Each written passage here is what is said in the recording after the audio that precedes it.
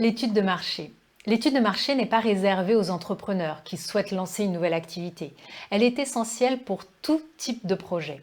C'est un levier extraordinaire qui vous permettra de mieux connaître le ou les marchés qui vous intéressent, de mieux les aborder, de mieux les adresser et de faire la différence.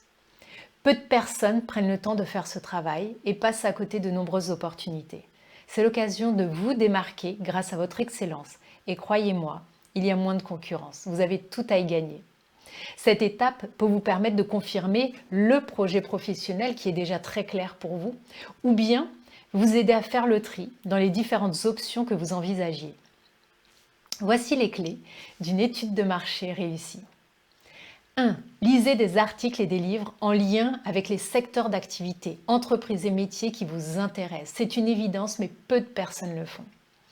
Analysez les offres d'emploi en lien avec votre projet professionnel afin de valider les missions proposées et les compétences attendues.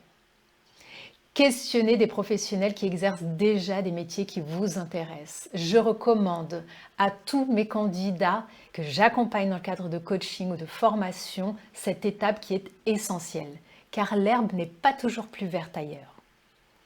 Autre point important, utilisez les réseaux sociaux professionnels à votre avantage. Ajoutez les décideurs et professionnels qui exercent dans vos marchés cibles. Intégrez des groupes de discussion, inscrivez-vous à des newsletters. Attention à cette étape qui est d'ajouter des décideurs ou des recruteurs si votre profil LinkedIn n'est pas à minima bien complété.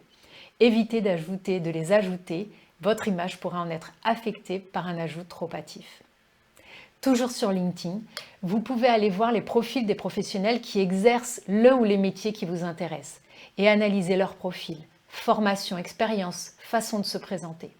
Et puis dernier point, écoutez des podcasts en lien avec votre ou vos projets. À ce stade, vous pouvez déjà, à partir de vos résultats de recherche, rédiger une synthèse mettant en évidence des éléments que vous avez identifiés pour votre projet professionnel ou vos projets professionnels.